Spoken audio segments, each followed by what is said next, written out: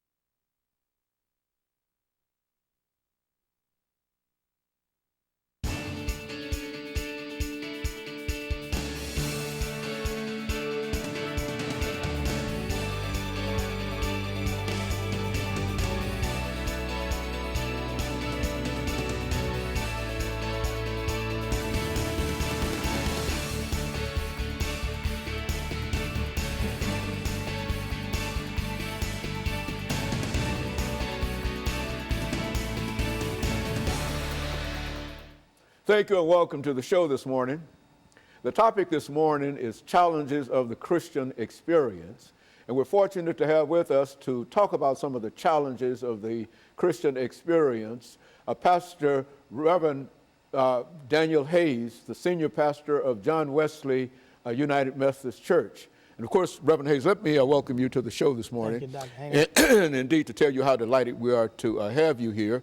We've had you on a number of occasions, but it's been a long time. And so we're glad to simply welcome you back to the show this morning.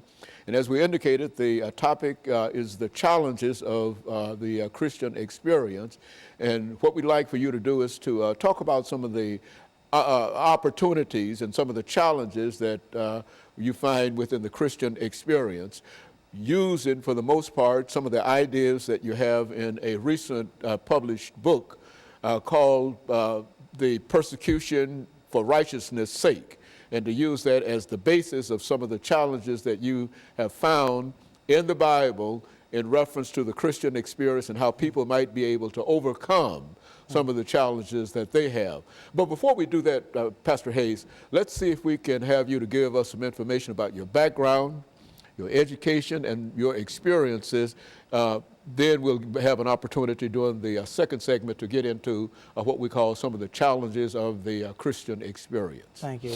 Well, Dr. Haney, I've been in ministry for basically all of my life. I started preaching at the age of 9 years old. I have attended Tennessee State University, Vanderbilt University, Gammon Theological Seminary, where I received my Master's of Divinity. I've also had an opportunity to just work with many people growing in ministry. I've been pastoring in the United Methodist Church for over 37 years, several churches. All of those churches have been growing and live churches, a lot of different situations. So it has certainly been interesting and an opportunity to do a lot of different things. Also, you find in the ministry opportunity to deal with a lot of different people. Through church growth, I have won one of the highest awards in the United Methodist Church called the Denman Award. This is an evangelism award. So I also had that opportunity to win that award. Several years ago, we took a church from very few members to over 400 members in like a 3-year period. So that was also an exciting time of ministry. Just continue to grow, continue to learn, continue to work with people has been one of the things that I've enjoyed doing. And so certainly I'm thankful for that. I've also participated in many workshops, have led many workshops in the United Methodist Church and outside of the United Methodist Church. And so that have given me strength and courage to do the will of God for the ministry and trying to reach people and save them and bring them to church, and also to lead them to a life of being a Christian for the Lord. And so you've been involved in ministerial work one way or the other, practically, as a matter of fact, I think you said practically all of your life, in a real Correct. sense, after having started preaching at the age of 9. Right. Certainly you've been involved literally all of your life dealing with the Word of God, Right. one way or the other. And as I indicated earlier, there are some of the challenges that I'm sure that during the many years that you've been involved with this ministry, there are some of the challenges that you've been able to pull out in terms of being able to deliver to our audience this morning, some of the challenges and how the Christian experience has been able to help people overcome some of those challenges. Correct. What would you say, looking at your ministry, one of the things that you've had to deal with more than any other real item, and what we're suggesting here, because we've got a minute in this segment, to simply think in terms of a single item that you think that, that you've had to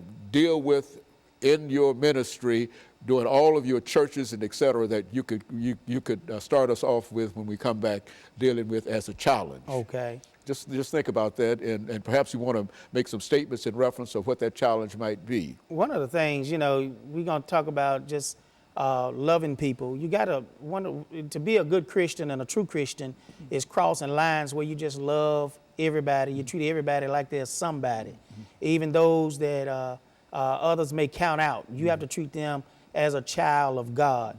And you have to show yourself as a Christian and give yourself Christian love. Very good. And so one of the great challenges that you'll talk about after our first commercial break will be what? The ability to be able to love one another. Is that it? And we'll be back with our audience following this very, very short commercial break.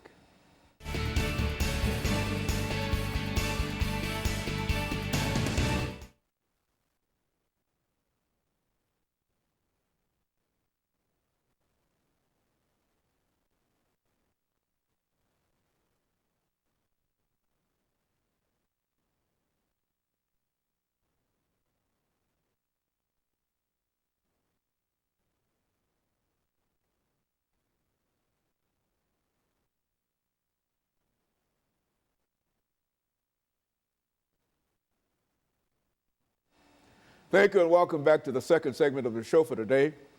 We're talking to Pastor Daniel Hayes of John Wesley United Methodist Church, and he's given us some information in reference to some of the challenges of the Christian experience, and he's using, for the most part, some of the information that he has developed in a recently published book called Persecution for Righteousness' Sake. Pastor, let's look at some of the items that you, as we indicated during the end of the first segment, some of the things that I think you indicated love it was a major item in reference to that, everything that fits all across your ministry. Speak to that. Right. One of the things that we have to understand is that being a true Christian for the Lord, our responsibility is to go forth and make disciples of Jesus Christ.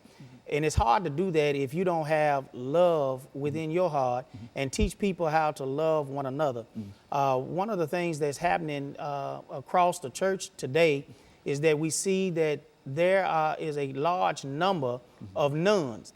Now, nuns are not the nuns that that are so gratefully serve in the church. I'm talking about nuns that don't attend church at all. N-O-N-E. Correct. That people that prefer to do something else on Sunday or Saturday or any other day than go to church. They saying, I'd rather not be in church because we're not feeling love. We're not feeling wanted. We're not feeling desired. One of the things that we have to do as children of God is to spread love to everyone and show everybody that they are of worth in the sight of Jesus Christ. In my book, Persecution for Righteousness' Sake, I lifted up a lot of examples that people that have been thrown aside, people that have made mistakes, people that have had misfortunes in their lives. Sometimes we kick them aside.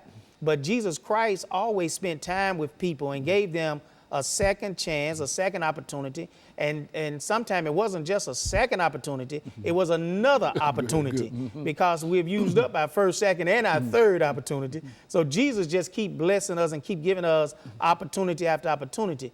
And we can think of some of those opportunities. One was, you can think about the woman at the well that nobody else wanted to associate with, be with, but Jesus came to her, talked with her, shared with her, and after their conversation, this woman ran into the city and told everyone, come see a man. And she fell deeply in love with Jesus, not as a physical love, but a spiritual love and an inward love. And that's what we must be spreading as the church today, is teaching people how to love Jesus Christ first and each other, so the church will become the true church of Jesus Christ.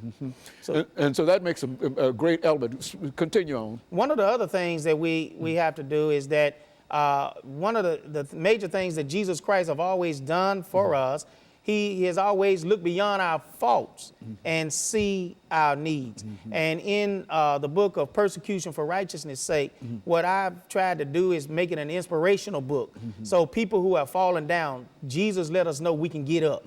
People who have made mistakes, Jesus let us know that we can turn our lives around. People that have gone through some turbulent times of life, you got to understand you can come back.